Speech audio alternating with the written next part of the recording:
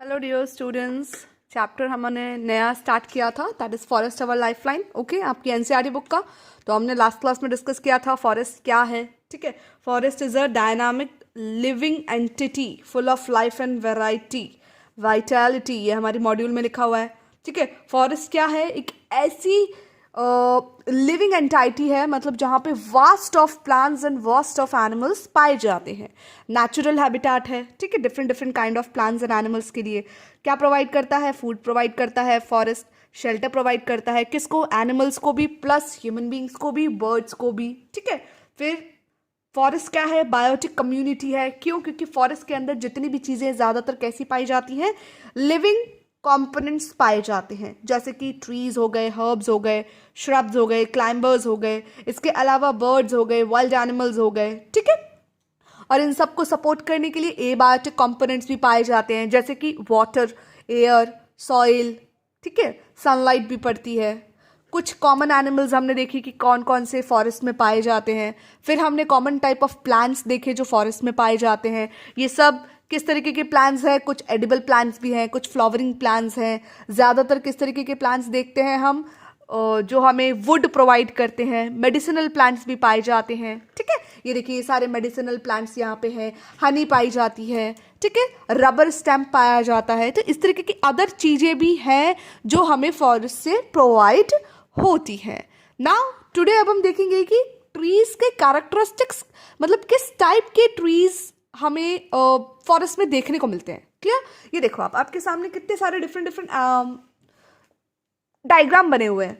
The branchy part of a tree above the stem is called the crown of the tree. ठीक है, मतलब ये जो area है, जो ब्रांच है जिसके ऊपर ढेर सारी लीव्स आ चुकी हैं, ये ग्रीन कलर का पार्ट, ये पूरा का पूरा प्लांट का क्या कहलाता है? क्राउन कहलाता है। हाँ, fine, it's kind of a Taj of the plant of the tree. अब ये क्राउन ट्रीज के डिफरेंट डिफरेंट शेप्स के होते हैं, जैसे कि ये पिरामिड हो गए। इस तरीके के पिरामिड शेप का जो क्राउन है वो हमें कहाँ देखने को मिलता है? माउंटेन रीजन्स के अंदर। फाइन, राउंड कलर के, जो राउंड टाइप के जो हमें क्राउन है वो ऑलमोस्ट हमें हर प्लांट में देखने को मिलता है ना? नीम का देख लो, बबूल का देख लो, मैंगो का देख लो, कोई सा भी प्लांट रहा हो तो उसमें ऑलमोस्ट हमें इस तरीके का राउंड हमें देखने को मिलेगा। इसके अलावा वैस लाइक शेप दिखेगा, ओवल शेप्ड भी दिखता है। स्प्रेडिंग, मतलब प्लांट बिल्कुल अजीबोगरीब तरीके से स्प्रेड हुआ पड़ा है। फिर लेयर्ड, काइंड ऑफ लेयर्ड बनी हुई है। ठीक है, जैसे बैनियान हो गया, पीपल हो गया, उसमें हमें लेयर्ड दिखाई देती है। कॉलमनर काइंड ऑफ हमें प्लांट भी दिखाई देते हैं गुच्छे में, वीपिंग करते हुए, जिनकी लीव्स जो है नीचे की तरफ लटक रही हैं, है ना? थोड़े से डरावने काइंड ऑफ पेड़ जो होते हैं, इस तरीके के पेड़ हमें, टाइप्स ऑफ प्लांट्स हमें देखने को मिलते हैं। इसके अलावा जो ब्रांचेस होती हैं बड़ी बड़ी ट्रीज की, वो क्या करती हैं बेटा?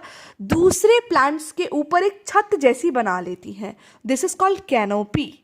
ठीक है, कैनोपी मतलब अगर आप अपनी मॉड्यूल में अगर आप देखेंगे तो ये देखिए, ये देखिए, ये जो डायग्राम है, ये डायग्राम आप अपने मॉड्यूल के अंदर देखिएगा, जिसमें आप देखिए ये ग्राउंड लेयर का जो सबसे नीचे जो प्लांट्स पाए जाते हैं, जो बहुत छोटी हाइट के होते हैं, this is called ground layer trees. Wait a minute, let me, हाँ, तो this is called ground layer trees. ठीक है, ये देखिए, जो बहुत छोटी छोटी हाइट के ट्रीज हैं। इसके बाद आप देखेंगे थोड़े से ऊपर, थोड़े साइज में बड़े, जो कि किस तरीके के प्लांट्स हैं? कुछ pyramid kind of, Oval kind of जो प्लांट्स हैं।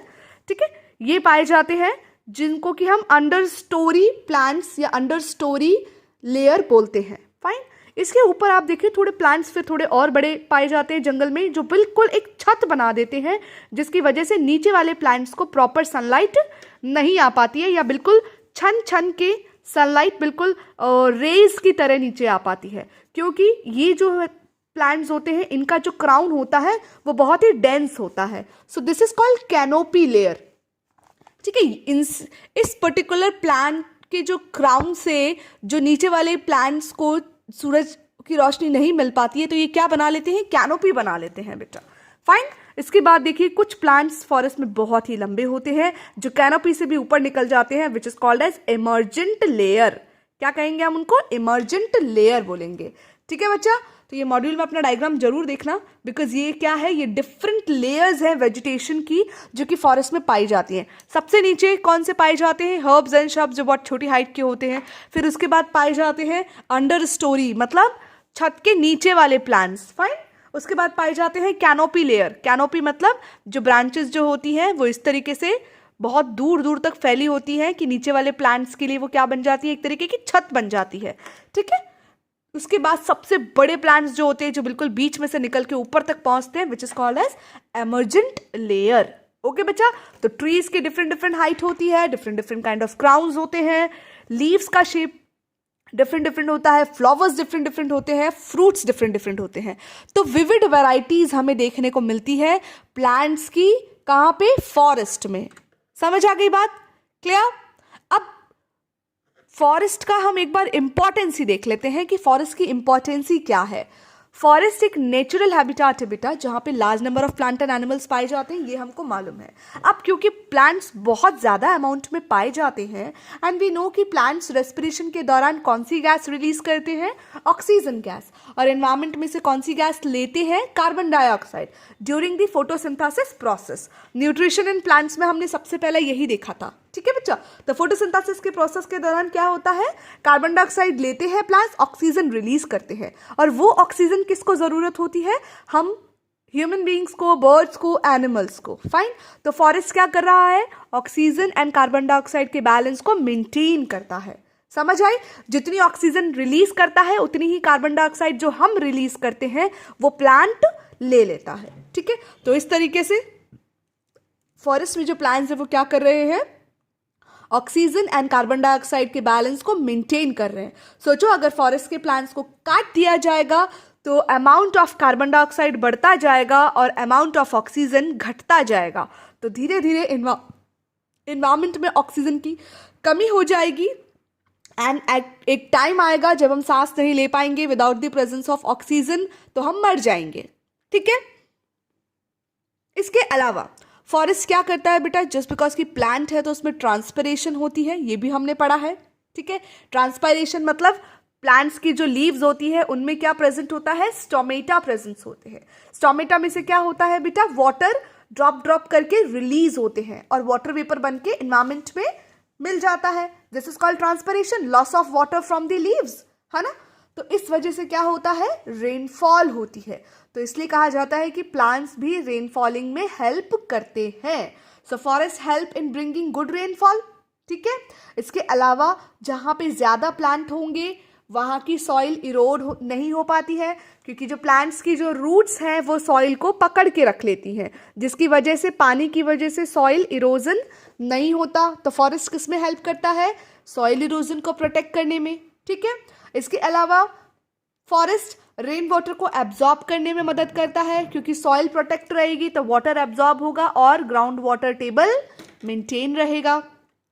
इसके अलावा हमें डिफरेंट टाइप ऑफ प्लांट्स मिलते हैं, कौन कौन से, medicinal plants, timber plants, fruiting plants, vegetable plants, woody plants, ठीक है, ये और अदर इंपॉर्टेंट प्रोडक्ट्स वाले प्लांट्स भी मिलते हैं, जैसे कि हनी हो गया, रेजिन्स हो गए, लेटेक्स हो गया, ठीक है।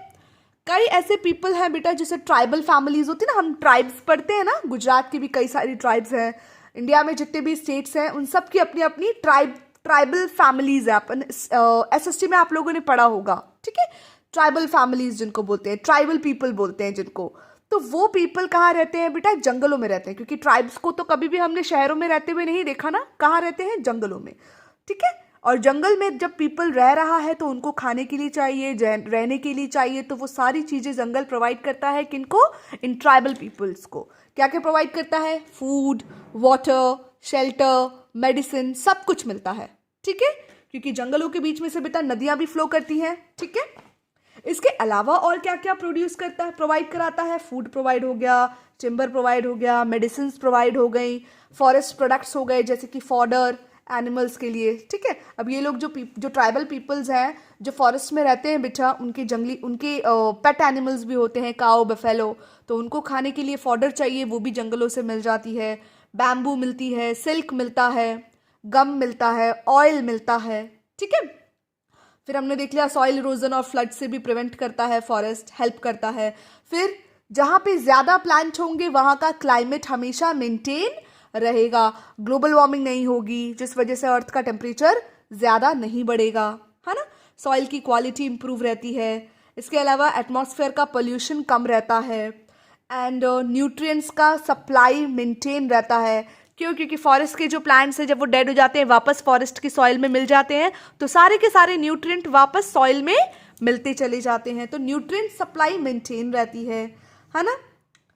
इसके अलावा एस्थेटिक वैल्यू मतलब कि जैसे कि ब्यूटीफुल ब्यूटीफुल फ्लावर्स हमें वहाँ से मिलते हैं जिनके हम गार्लैंड्स बनाते हैं और क्या करते हैं, गॉड के ऊपर हम चढ़ाते हैं उसको, ठीक है।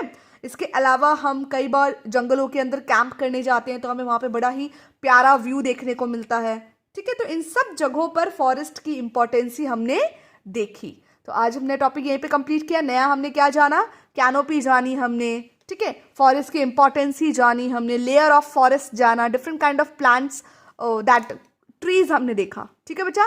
तो एक बार अपनी मॉड्यूल और एक बार अपनी एनसीईआरटी ज़रूर रीड करना। नेक्स्ट क्लास में हम और ज़्यादा इंपॉर्टेंट चीज़ें देखेंगे, फूड चेन देखेंगे, फूड वेब देखेंगे। ओके बच्चों।